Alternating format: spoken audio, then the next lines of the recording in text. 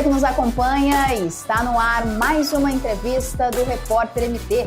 O convidado de hoje é o Dr. Werley Pérez, ele que é médico de família e também pós-graduado em psiquiatria. Doutor, seja muito bem-vindo ao Repórter MT, é um prazer tê-lo conosco aqui na bancada. Prazer é todo meu, Karine, prazer, obrigado mais uma vez pelo convite do Repórter MT, para debater e conversar um pouco sobre, ter esse bate-papo, né, sobre alguns temas que estão em alta. Em alta. E falando em tema em alta, que é bem o assunto do nosso bate-papo, doutor, a gente tem visto aí uma polêmica, um boom de informações relacionadas a esse tal de bebê reborn.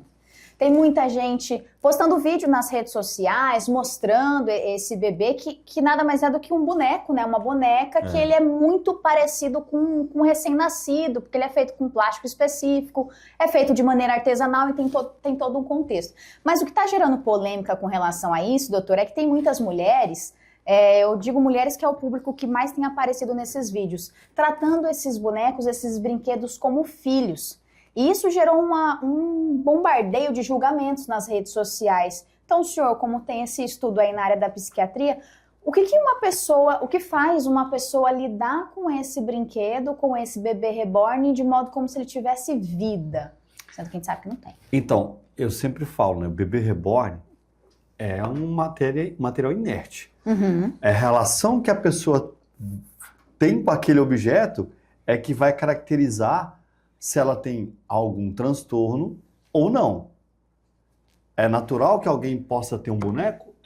Qual que é o problema de uma mulher casada, adulta, ter seus bonecos? Tem mulher aqui que deve estar me ouvindo que tem boneca lá da infância, que ela tem como algo, como uma lembrança afetiva, que é uma memória afetiva dela, e muitas colecionadoras. Mas é diferente entre alguém que tem uma coleção ou que tem uma memória afetiva, que gosta daquilo, que lembra da infância, né? Do que uma pessoa que transforma um boneco literalmente numa pessoa, num ser humano, que pega esse boneco, começa a tratá-lo, levá-lo para a farmácia, levar para o supermercado. Aí a gente poderia fazer uma comparação. Imagine um homem adulto pegando um carrinho e brincar de carrinho dentro do supermercado, da farmácia, lá no trabalho dele. Na borracharia Não, deixa eu brincar com o carrinho. E entenda que isso não quer dizer que um homem não possa brincar de carrinho. Ele pode ter sua coleção e tal. Sim. Mas é a relação dele com o carrinho que vai definir, com o objeto, definir se essa pessoa tem algum sintoma ou sinal de distúrbio ou não. Então, todo mundo que tem bebê reborn tem problema? Não, longe disso. Aí a gente tem que ir um pouquinho mais profundo. E se a gente fizer uma análise um pouco mais profunda, a gente vai observar que em momentos de crise, em momentos de dor, muitas vezes esses tipos de objetos acabam sendo uma transferência. Vou dar um exemplo muito interessante. Vocês lembram daquele filme O Náufrago? Nossa!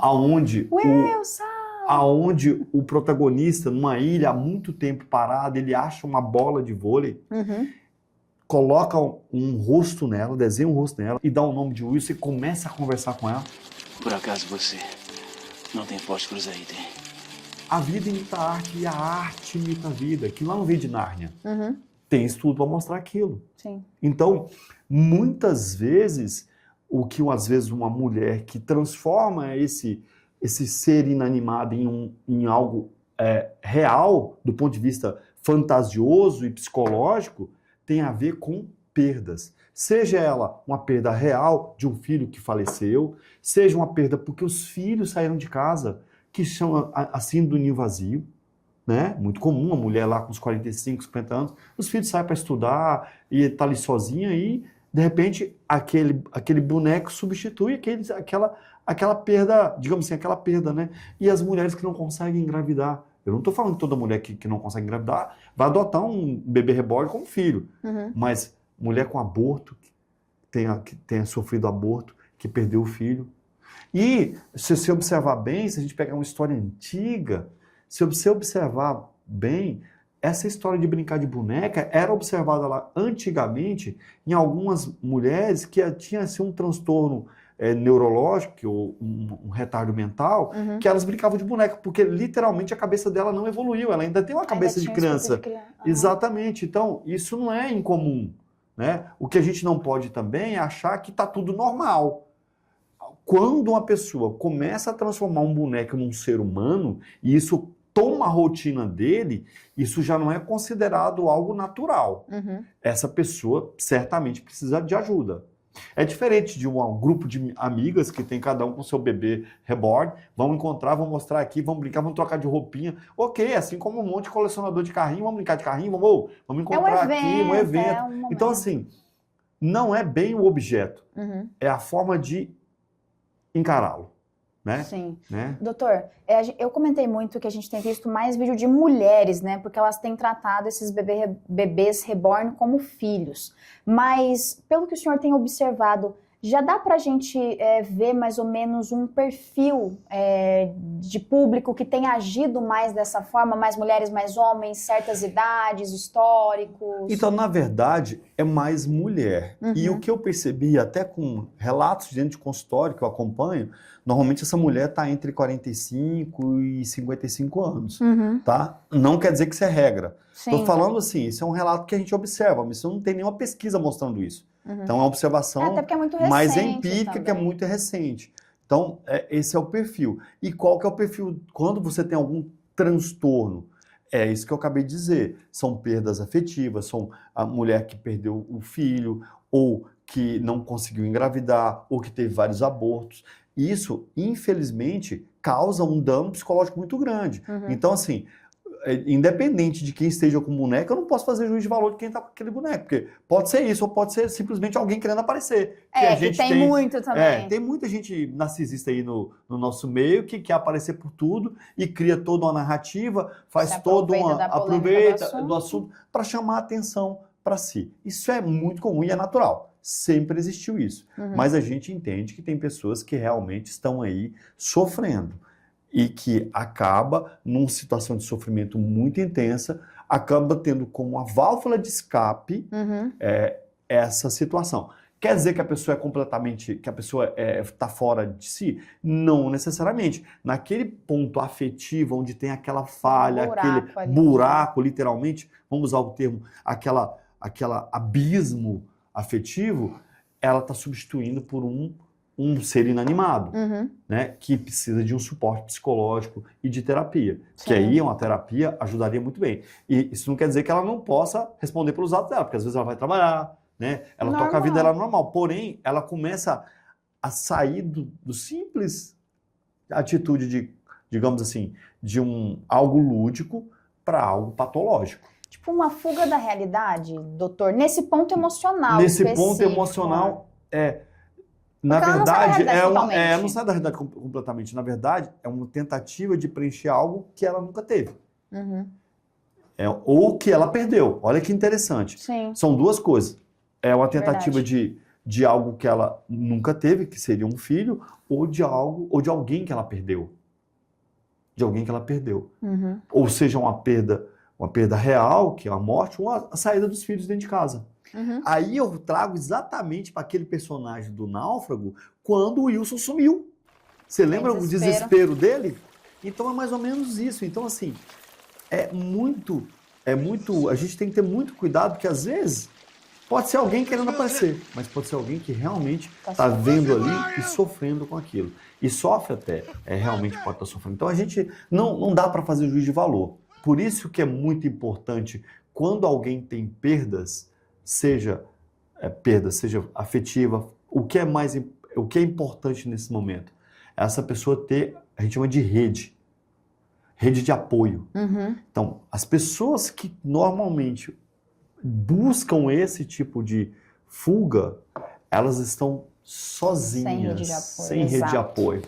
E aí surgiu a questão, doutor, dessas mulheres estarem levando esses bebês reborn para atendimento nas unidades de saúde, UPAs, hospitais e assim por diante, ou então em farmácias.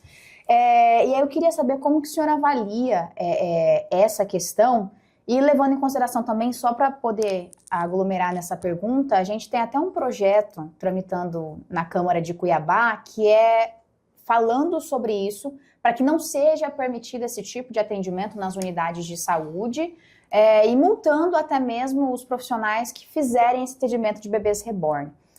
O que leva a pessoa a levar essa criança para esse ponto de atendimento e como reagir? Você, enquanto médico, você está lá no atendimento, você fala, uai, um bebê, e agora? O que eu faço? O que a pessoa pode fazer ali? Não, primeiro, assim, que é uma discussão tão rasa, fazer um projeto de lei para uma situação dessa que nenhum profissional de saúde ele foi preparado ou treinado para tratar boneco. Assim, é meio absurdo até propor isso, com todo o respeito a quem propôs, que eu não sei nem quem propôs, um projeto desse é tão irreal quanto o bebê que a mãe leva pro hospital, com todo respeito. E isso até é um gasto público desnecessário. Com todo respeito. Porque vai tramitar. Nós temos tanta massa cinzenta para gastar que a gente tem que gastar com outra coisa, como, por exemplo, atender essas mães e ver se... Aí eu acho que concordo. Vamos mudar o projeto de lei? A mãe que chegar, vamos atender a mãe para ver se ela tem um transtorno mental ou não? Eu acho que aí a gente poderia mudar até a lei. Isso é um ponto eu que acho está assim, aglomerado. E aí, será que essa mãe tem alguma doença? Porque alguém que fala que um boneco está com febre, está passando mal, isso já posso pensar que é um delírio. Isso já me leva a pensar em outras patologias, que não apenas algo que seja fantasioso. Com todo o respeito, se alguém está gritando para mim que tem algo que não existe... Com febre, vomitando. O foco nunca vai ser no bebê. O foco vai ser, não no boneco, perdão que não é no bebê, no boneco. É na pessoa que está gritando. E se o pediatra atender? Se o pediatra atender um bebê reborn, o pediatra precisa ser internado. Ele está alimentando a expectativa, o delírio daquela pessoa. Então, assim, com todo respeito, tanto ele quanto a mulher precisam de tratamento. Aí nós temos que tratar de todo mundo. Aí vai fechar em outras as unidades palavras, de saúde. entendeu? Então, assim, a gente não pode... Uma coisa que a gente aprende é não alimentar delírio. Você não alimenta delírio de ninguém que está em crise. Se uma pessoa está em delírio, você tenta trazê-la sempre para a realidade. Sempre. Nunca deve alimentar delírio de ninguém. Porque, às vezes, ele perde o controle. Nunca. Vira isso aquela fantasia. Exatamente. Então, a gente nunca deve alimentar delírios.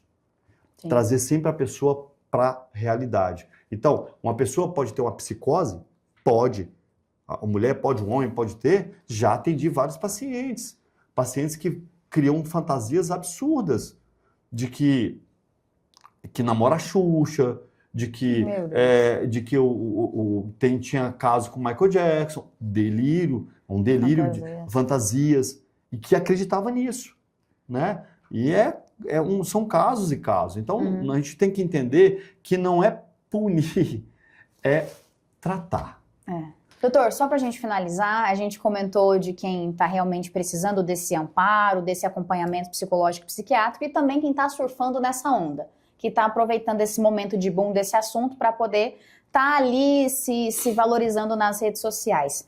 O senhor acha que, pensando nesse sentido, usar desse problema, desse transtorno, desse sofrimento emocional de outras pessoas para surfar na onda do bebê reborn, essa pessoa deveria ser punida por isso? Primeiro, isso é difícil de provar, né?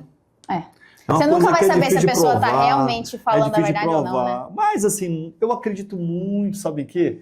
Na lei do universo, né? Que tudo retorna. Tudo retorna, né? Sim. Então, assim, hoje as pessoas estão correndo atrás de likes, né? De todos os jeitos. Então, e aí elas fazem tudo para ter esse chamar a atenção. Né? Vídeo aí o rapaz que tentou fazer um atentado lá no show, né? Sim. Então, assim, para chamar a atenção da imprensa e ter likes. Então, visualização. Infelizmente, nós vivemos um mundo muito...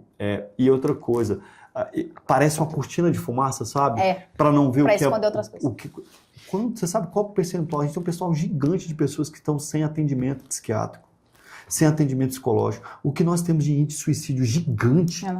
A gente podia focar também nisso, né? É importante falar assim, que às vezes, muitas vezes, essa mãe que perdeu o filho pode ter sido perdido o filho por tráfico. Entendeu? Por ansiedade, por depressão. Por depressão. E poderia estar sendo tratado. Então, é sempre olhar um pouco mais além do que você está vendo. A gente tem que aprofundar um pouco mais. Nunca na superfície. O problema é que tudo hoje é muito superficial. As pessoas fogem daquilo que é mais essencial, que é mais importante. Tá certo, doutor. Obrigado pela presença aqui, por ter esclarecido. Maravilhoso. Obrigado mais uma vez pelo bate-papo. Agradeço o Repórter MT por dar essa oportunidade e trocar essa ideia. E um abraço a todos e muito obrigado, viu? É isso. E assim chegamos ao fim de mais uma entrevista no Repórter MT. Esses e outros conteúdos você confere no site repórtermt.com. Até a próxima!